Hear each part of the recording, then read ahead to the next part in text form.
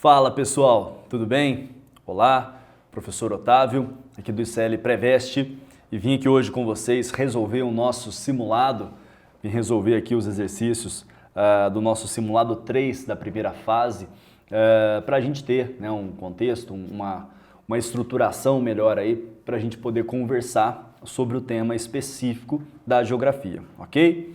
Então vou fazer com vocês aqui para a gente poder inicialmente ter a nossa discussão, tá? Você com o seu simulado aí, vai acompanhando comigo para a gente poder ter base e critério para conversar aqui, tá bom?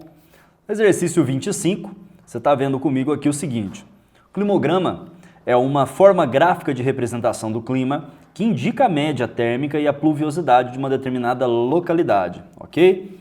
Sua coluna indica a precipitação e a linha a temperatura, isso em graus Celsius, até aqui tranquilo, sossegado.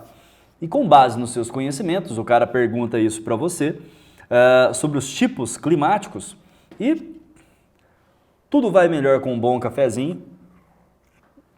Convido você a tomar também, tá? Com base nesses conhecimentos sobre os tipos específicos climáticos, relacione os climogramas a seguir aos tipos de clima do Brasil. Então, o que a gente vai fazer? A gente vai ver os climogramas aqui, tá bom?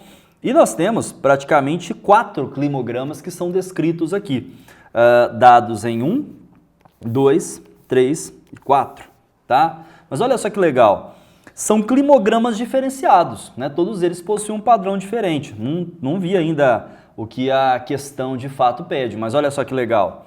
Esse 1, por exemplo, ele tem uma temperatura que se mantém entre 27 até mais ou menos 22 graus. Ele tem um declínio da precipitação durante os meses do meio de ano, então ele tem um inverno menos chuvoso. Isso considerando de fato climas do Brasil. Eu estou trabalhando com você a ideia de que esses climogramas são climogramas brasileiros, tá? Então, está na ideia aqui de que são climogramas, tá, do Brasil. Por quê? Se porventura fosse o hemisfério norte, nós não estaríamos falando aqui nesse momento de um meio do ano sendo o inverno, e sim sendo o verão, que é o caso do hemisfério norte, tá? O outro, o 2, você tem uma queda da temperatura, mas existe até que uma média mais estável da precipitação durante o ano. Existe uma estabilidade, tá? O climograma 3, você tem uma ligeira queda, né, de mais ou menos 5 graus aqui da temperatura no meio do ano, que é um foco para a gente observar aqui também. Porém, o incremento de chuva ele não diminui aqui, nesse momento. O incremento de chuva ele vai diminuir por volta de outubro, novembro, né? Então, daqui a pouco a gente já fala, mas já temos uma ideia possível de quais regiões, consequentemente, serão essas.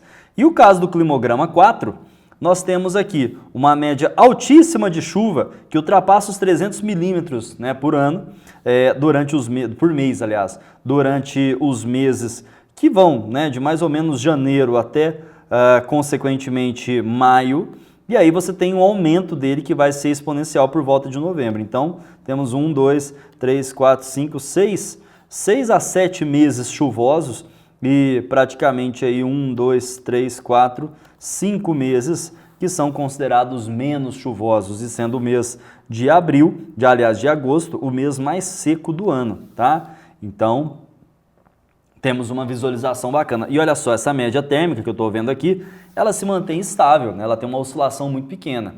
Então isso é legal para a gente poder entender também, tá? Sei que você já fez as suas anotações aí, então eu vou passar para as alternativas que nós consequentemente leremos. Mas eu vou fazer o seguinte, eu vou apagar todas as minhas escritas aqui para você ter os climogramas de maneira mais limpa, de maneira mais tranquila, para a gente poder consequentemente ver aqui e poder trabalhar, tá bom? A minha preocupação é que você tenha uma leitura simples, uma leitura limpa sobre esses artigos que a gente está consequentemente conversando com as questões, ok? Vamos lá então. Alternativa A, e olha só que legal. O clima equatorial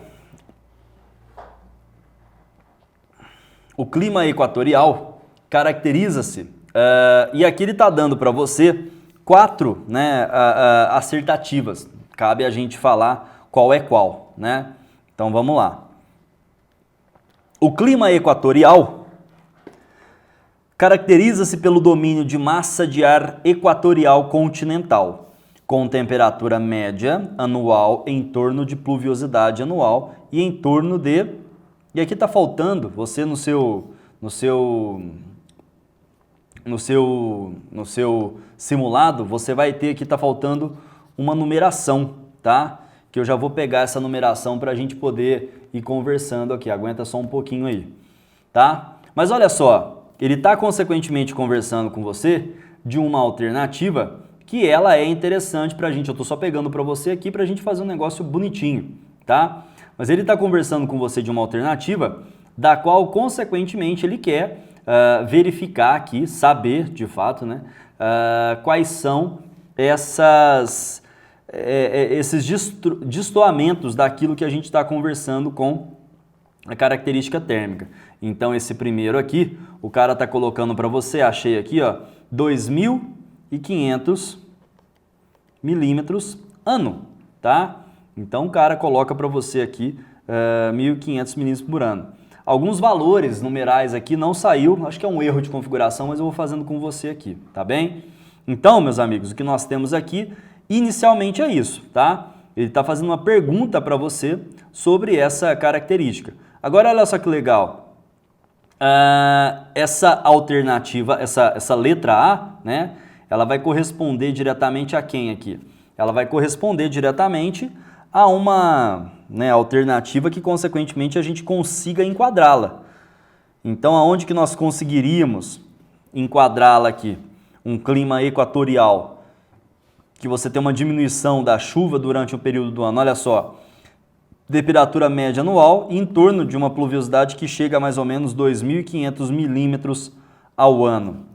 A gente precisa ver, de fato, aonde ela entra como consideração aqui, tá? No caso, essa alternativa, por exemplo, ela vai dar uma associação direta para a gente. Daí eu vou colocar aqui, ó, a A, ela vai estar associada diretamente com esse último climograma aqui, que é o climograma 4. Então, vamos montando junto aqui para a gente poder entender, tá? Opa! Puxou aqui. Então, ó, o 4, consequentemente, é a letra A. Tranquilo? É o que a gente consegue ver aqui das informações que estão sendo dadas. Beleza? O que mais que nós temos? Olha só. Ainda. Olha só que legal. B. O clima subtropical caracteriza-se pelo domínio de massas de ar tropical atlântica e polar. Atlântica e polar. Tá. Com temperatura, olha só isso aqui, com temperatura média em torno, né, vou puxar para você aqui, de 18 graus Celsius, você tem isso aí no seu simulado, o meu desconfigurou aqui, acabou saindo, 18 graus Celsius, e uma pluviosidade em torno, tá? E aí eu vou chamar para você aqui, ó, uma pluviosidade em torno, e uma pluviosidade em torno de 1.500 milímetros, ok? Bem distribuídas durante todo o ano. Ora, qual que a gente tem como padrão aqui? Para a gente tentar entender de fato um padrão que é positivo, esse B, ele seria evidentemente mostrado aqui pelo climograma de número, deixa eu ver aqui, 2, tá? Que seria a melhor condição. Por quê? Ele está retratando de fato a atuação de uma massa subtropical, onde as temperaturas terão um declínio forte durante o período aí, do meio do ano, mas consequentemente terão de fato uma manutenção dessas chuvas aí durante o ano, tá? Que mais? Vamos para C. O clima tropical caracteriza-se pelo domínio de massas de ar tropical atlântica, tropical continental e equatorial continental, com média anual de, então temos aqui também faltando, com média anual de 24 graus Celsius, tá? De 24 graus Celsius. Aqui em cima também, né? Na hora que ele coloca em torno de é 24 graus Celsius, tá? 24 graus Celsius, duas estações bem definidas e pluviosidade em torno de 1.500 milímetros, em torno de 1.500 milímetros, né? Você vê que existe um padrão da climatologia brasileira para essa quantidade de milímetros, ok? Então, o que nós temos aqui de fato? Ora, o que a gente percebe aqui é um climograma que se aproxima muito próximo, que se aproxima bastante, aliás, né? O C, no caso aqui, um climograma que se aproxima bastante da característica do climograma 1. Tá vendo, ó?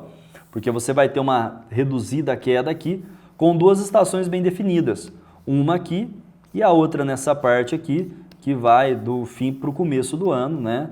Então, nós temos dois climogramas muito bem especificados aqui, tá? Então, a alternativa cabe a 1 aqui. E já por eliminação, mas a gente vai fazer para ficar bonitinho aqui, o clima semiárido caracteriza-se pelo domínio de massas de ar equatorial atlântica, né, e tropical atlântica, com temperatura anual que chega a uma média aí, tá faltando também, de 27 graus Celsius, tá? E uma pluviosidade em torno de 750 milímetros de chuva. 750 milímetros de chuva, tá? 750 milímetros de chuva, distribuídas irregularmente durante o ano. É claro, a única que cabe diretamente a D aqui, não só por estar faltando, mas porque você tem essa distribuição irregular e consegue ver isso com bastante prioridade, é a 3. Então, no caso, nós temos aqui a 3 sendo a indicação da D. E a nossa alternativa correta é a alternativa C, tá? Que fica 1C, 2B, 3D, 4A, tá? Tudo isso para você ver, observar diretamente o climograma que está sendo oferecido para você como recurso de observação de análise. Essa aqui a gente demorou um pouquinho mais por conta até mesmo desse errinho do programa, mas eu já continuo fazendo as próximas aqui para a gente poder ter um aperfeiçoamento melhor nessa didática, tá? Vamos para a próxima aqui? Exercício 26, olha só, vamos lá. Esse exercício 26 fala o seguinte: uma das principais características que distinguem os climas na porção sul do restante do país é a sua maior regularidade na distribuição anual da pluviometria, tá? Anual da pluviometria. Então, nessa distribuição anual da pluviometria, associada às baixas temperaturas do inverno. É um trecho do livro do Francisco Mendonça, onde ele fala diretamente sobre as noções básicas da climatologia no Brasil, tá? E aí ele pergunta que essas características, elas são, que definem um clima subtropical, tá? Úmido, presente na região do sul do Brasil, são resultantes da... E aí a gente tem que analisar diretamente aqui uma contribuição que venha a ser passível, tá? Qual que é a combinação mais possível aqui, tá? Combinação da atuação de massas de ar da polar atlântica com a equatorial atlântica? Não. Elas não têm influência direta nessa situação que está sendo trabalhada. Só existe uma situação que as duas se encontrarão, quando existe de fato o processo, o efeito de um processo chamado friagem. Caso não tenha friagem, caso essa massa polar atlântica ela não suba para o território amazônico, para o território do norte e faça com que as temperaturas tenham uma queda naquela região, você não vai ter interação entre as duas, muito menos para que você componha diretamente aquilo que está sendo colocado aqui pelo trecho do livro do Francisco Mendonça, tá? Então não, a alternativa A ela está errada, tá? B, associação entre posição geográfica, relevo e atuação dos sistemas atmosféricos intertropicais e polares. Poxa, essa alternativa ela é interessante. Eu não vejo erro nela, tá? Por quê? Posição geográfica, sul, extremo sul, e consequentemente lá você já tem um clima que é de uma ordem mais temperada. O relevo é um fator agregante sempre nessa atuação das movimentações de massas de ar. A atuação dos sistemas atmosféricos intertropicais e polares eles estão associados diretamente a isso, né, que é uma situação comum para aquela macro-região. Então, eu não vejo nenhuma outra alternativa correta a não ser a alternativa B, tá? Que fale sobre a associação desses fatores, desses elementos que estão sendo considerados diretamente por nós aqui que estamos analisando esta questão, ok? Só estou apagando aqui para não ficar muito sujo para você. E ainda tenho aqui uma observação para vocês, que são as chamadas frentes polarizadas. Tá? Essas frentes polarizadas, elas poderão, de fato, criar alguns tipos de mecanismo. Opa, perdão. Tá? Elas poderão criar alguns tipos de mecanismos que, consequentemente, venhamos a ter a observação, venhamos a ter caracterizações com determinados fatores, que lá na frente a gente pode conversar dentre alguma questão que tenha isso aqui, ok? Questão do exercício, aliás, questão 26, exercício de geografia, alternativa B, ok? Para a próxima, questão 27. Segundo o Instituto Nacional de Meteorologia, o INMET, foram registradas temperaturas reduzidas no mês de junho de 2016, tá? Junho, né? Específico para o Brasil aqui é o inverno. Tal como na madrugada do dia 13, que alcançou a mínima, né? Aí no caso a mínima aqui, como deu alguns errinhos, né? Consequentemente ele deve ter cortado aí alguns valores. Então essa mínima que está faltando aqui, uma mínima de, e aí no caso é 3,5 graus, tá? Uma mínima de 3,5 graus, tá? Então, uma mínima de 3,5 graus, que consequentemente favoreceu, né, essa característica nossa aqui da análise que a gente está observando. Isso foi feito na Estação Meteorológica da Serra da Cantareira, lá na cidade de São Paulo, tá? Pois bem, além disso, de acordo com o Instituto, também ocorreram precipitações acima da média, tá? Precipitações acima da média, com mais de, e aí no caso, de 200 milímetros, tá? 200 milímetros no total daquele mês. Aí ele vai trazer uma figura para a gente, que mostra de fato essa atuação, né? Um evento entre o choque de dois tipos de massas que nós temos aqui, né? A gente consegue ver esse contato. E aí, óbvio, né, que a gente precisa, consequentemente, analisar isso que está sendo trabalhado aqui. Então, vamos lá. Tá parecendo zoom, né? Deixa eu fazer 200 bonitinho para você aqui, ó. Associando a representação esquemática que você observa aqui, tá? Ela tá aqui, ó. Essa observação esquemática, aos eventos descritos, analisa as seguintes afirmações. 1. O ar frio e denso eleva o ar mais quente, podendo originar nuvens com potencial para tempestades e precipitações. Olha só que legal que o cara está falando para você. Ele está perguntando sobre o encontro dessas duas massas, sobre esse tipo de situação, e perguntando para você o seguinte, o que consequentemente pode ocorrer aqui quando você tem encontro dessas frentes? É plausível você ter esse tipo de situação? É. Por quê? Realmente, o ar frio é denso, ele é mais denso e eleva o ar quente, eles trocam de lugar, né? Você tem praticamente aqui uma inversão térmica. Então temos o ar frio caindo, o ar quente subindo e consequentemente originando, né, pelo choque térmico que existe, nuvens potenciais para precipitação e também tempestades mais associadas a isso. Então a alternativa 1 aqui, a questãozinha 26 com a alternativa 1, ela está correta. 2. Instabilidades atmosféricas podem ser geradas em razão do ar quente ser elevado rapidamente pelo sistema frontal. Pode sim, por quê?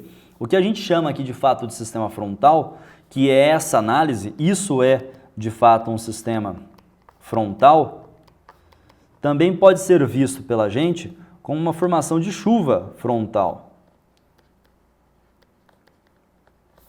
São chuvas que são produzidas a partir do contato entre elas, né? Então, duas frentes com qualidades térmicas diferentes e consequentemente a gente tem nessa observação, nessa caracterização aqui, um valor específico, tá? Então esse ar quente que eu estou descrevendo para vocês, ele pode ser elevado rapidamente pelo sistema frontal. Pode sim, tá? É bem lógico, inclusive, essa possibilidade de ser elevado pelo sistema frontal aqui, tá bom? 3. O encontro de massas de ar estabiliza. Eu não precisava nem continuar, para falar a verdade, mas eu vou continuar por você. As condições atmosféricas com o avanço e dissipação de massa de ar tropical. A gente acabou de falar aqui em cima que ocorre a instabilidade, que é correto.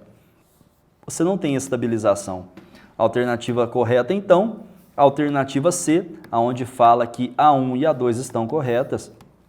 Temos aqui uma questãozinha bem característica do sistema de análise juntamente com climatologia do Brasil, tá? Então a gente está focando bastante nessa teoria agora para a gente poder de fato ter uma arguição melhor em cima desse tema, tá bom? Próxima, 28. Analise as afirmações sobre a origem e tipos de rocha e marque a alternativa, olha só que legal essa, a incorreta, tá? Você vai marcar aquela alternativa que se diz, que se coloca como alternativa incorreta dentre as que estão distribuídas diretamente para você, tá joia? A. Então vamos lá. O processo, deixa eu só ver aqui certinho. O processo de solidificação das rochas magmáticas intrusivas é lento e ocorre no interior da crosta terrestre. O granito é um exemplo. Sim, Então já deu um bug aqui, ó. Ele está pedindo a incorreta, Então tudo isso que ele falou aqui está correto. Então essa está ok, portanto ela não é a nossa alternativa incorreta, tá? Lembra que eu falei para você dos processos intrusivos, extrusivos? Consequentemente nós temos aqui uma validação, tá? Então tá ok. O que mais? B. As rochas magmáticas extrusivas têm origem vulcânica e resultam de um rápido processo de resfriamento e solidificação do magma. Isso na superfície terrestre. E o basalto é um exemplo. Ele está pedindo para nós a incorreta, Essa está ok também. Essa está correta, tá? Essa, ele não está funcionando. Pronto. Essa daqui está correta. Então, o basalto está ok. Beleza? Então, essa está certa.